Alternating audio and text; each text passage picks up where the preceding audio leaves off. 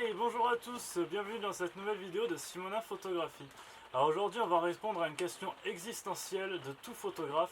C'est est-ce que je passe sur capteur APS-C avec un 80D, un 70D par exemple, ou est-ce que je vais sur du full frame en plein format avec un 5D ou un 6D éventuellement. Donc on va essayer de différencier un petit peu les deux catégories qu'on pourrait avoir et voir quel est le plus intéressant par rapport à la pratique.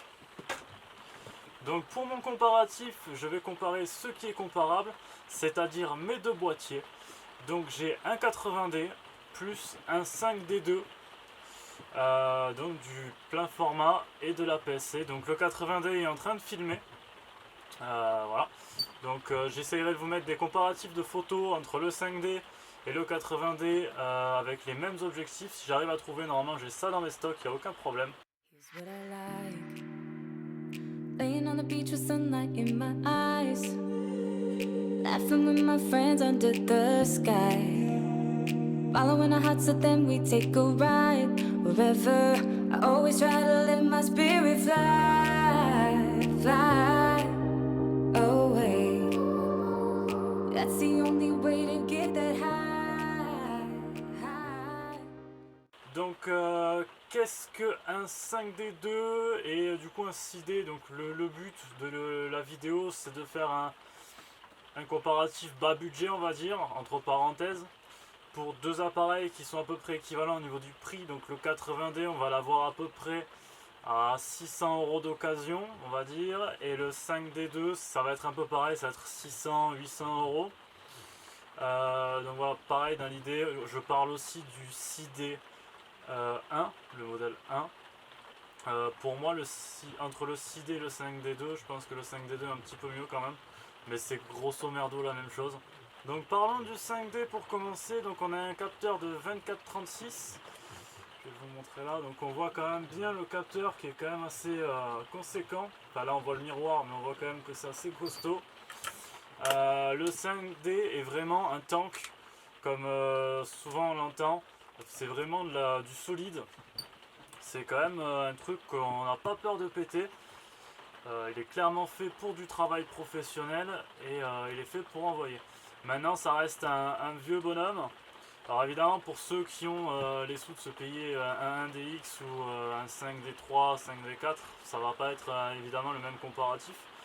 Mais là on parle vraiment d'entrée de gamme, on va dire, voilà, dans le milieu. Donc le 5D et le plein format, il va répondre plus à une demande pour du reportage de mariage, pour du reportage portrait, ou voilà, tout ce qui va être dans l'idée de faire des photos portraits de personnes, voilà. L'avantage donc du plein format qu'on va avoir, c'est qu'on va avoir un champ de vision qui est un petit peu plus large par rapport à la PSC. Donc il est très logique que moi, quand je veux m'en servir, je vais m'en servir pour tout ce qui va être paysage ou architecture. Donc plan large, vraiment. C'est vrai que monter dessus à un 50 mm aussi, c'est assez sympathique au niveau du rendu. On a vraiment un peu le rendu qu'on a à l'œil humain. Et je trouve que c'est pas tout à fait la même chose. Donc sur un APS-C, ça correspond à peu près un peu plus à 70-80 mm au niveau de l'objectif. Donc à cause du crop qu'on va avoir du capteur APS-C qui est chez Canon de 1.6. Donc ton 50 sur plein format va se transformer en 80 mm à l'arrondi évidemment. Donc si on compare vraiment les deux boîtiers ensemble, qu'est-ce qu'on va avoir sur le 5D? Un autofocus qui est très lent par rapport au 80D. Donc c'est normal, c'est pas les mêmes technologies. Le 80D s'en sort vachement mieux. 5D il va pas avoir de flash non plus. Donc tu as la griffe flash évidemment, mais tu n'as pas la possibilité de sortir ton flash intégré. Personnellement je ne m'en sers jamais du flash intégré, donc j'en ai rien à battre.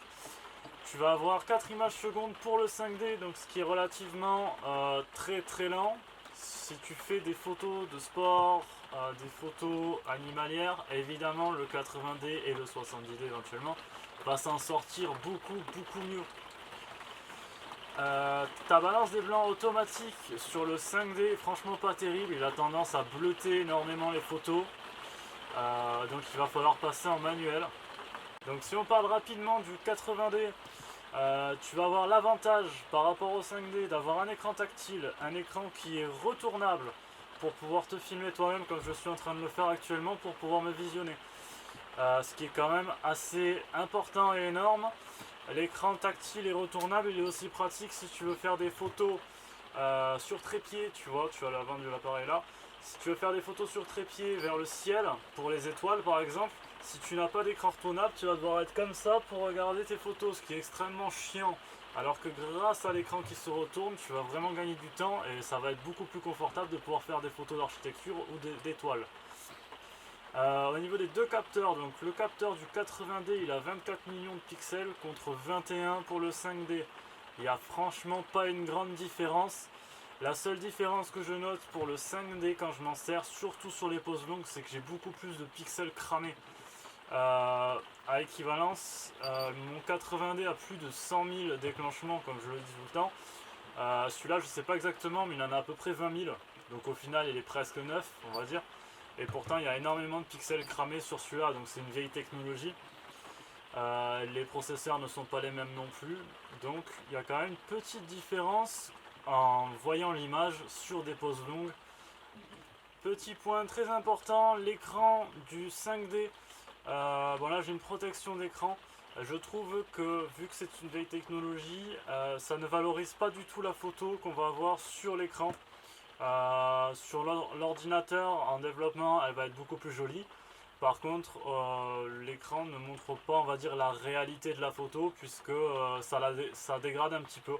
Donc quand on va visualiser notre photo sur l'écran, quand on le montre à quelqu'un ou quoi, c'est pas tout à fait flatteur par rapport à la réalité. Il faut quand même y penser. Le 80D s'en sort un peu mieux à ce niveau-là, il a un très bel écran.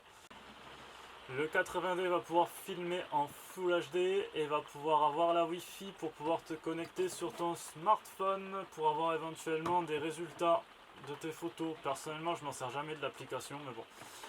Ça a le don d'exister, c'est déjà pas mal. Ce qui est un peu plus important si tu comptes passer sur du full frame plein format.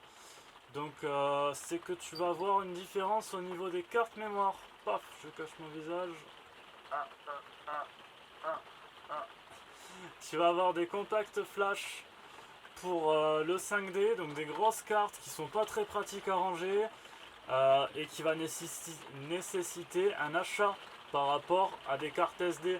Tout le monde a des cartes SD chez lui à peu près quand tu achètes un appareil. Par contre, si tu achètes un plein format directement sans vraiment avoir fait beaucoup de photos, bah, tu vas devoir investir dans des cartes, des compacts flash. C'est relativement le même prix par contre. Au niveau ergonomie, le 80D s'en sort largement mieux parce qu'il a été évolué, qu'il a été réfléchi. Je te montre l'arrière du 5D pour ceux qui ne connaissent pas. Les boutons sont moins sous les doigts, il faut les chercher un peu plus. A noter quand même que c'est, bon là je suis tout tordu, mais un boîtier qui est relativement gros. Moi j'aime beaucoup les boîtiers qui sont gros parce que tu as au moins de chances de le perdre en main, enfin de le faire tomber on va dire. Par contre si tu as une petite paluche ça va être un peu compliqué de l'avoir en main, ça va quand même assez costaud et lourd surtout.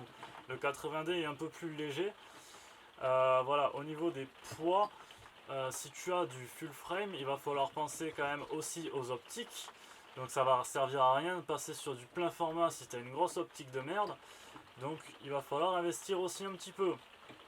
Le truc c'est que les optiques pour full frame sont un peu plus chères et sont aussi beaucoup plus lourdes et ça c'est une évidence.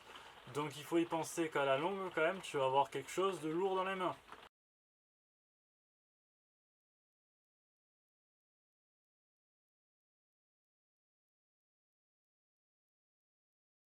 Il va falloir se poser les bonnes questions. Est-ce que ton utilisation va être plus portée sur du portrait ou plus portée sur de l'animalier? L'APS-C est vraiment porté sur l'animalier. Il va vraiment t'aider avec le zoom de son capteur en 1.6. Ça va vraiment pouvoir t'aider à gagner un petit peu en distance. Là où le plein format va t'aider plus à avoir du recul, donc faire du paysage ou éventuellement du portrait. L'avantage du portrait sur plein format, je vois vraiment quand même une belle différence entre le 80D et le 5D. Au niveau de la photo, tu as un bokeh qui est beaucoup plus joli. C'est quand même plus agréable à regarder des photos sur un 5D que sur le 80D, à mon goût en tout cas. Donc si on résume rapidement, si tu commences, l'APS-C fera largement le travail, sachant que tu n'as pas besoin de la taille du format. Si tu vas pas imprimer sur des panneaux publicitaires sur la route, donc tu n'as aucun intérêt à prendre du plein format, tu peux même partir sur du micro 4 tiers, pourquoi pas. Par contre, si tu as déjà une évolution technique en APS-C et que tu as envie d'un petit peu de changement, d'évolution, c'est vrai que je suis tombé dessus par hasard, le full frame, même si je en voulais un, on va dire, mais je n'avais pas prévu de l'acheter immédiatement. Et franchement, c'est quand même une grande différence au niveau des images. Tu as une nouvelle façon de voir la photo et ça te change un petit peu la vie, on va dire. Voilà, j'espère que la vidéo t'aura plu. N'oublie pas de t'abonner si ce n'est pas déjà fait et je te dis à bientôt. Ciao!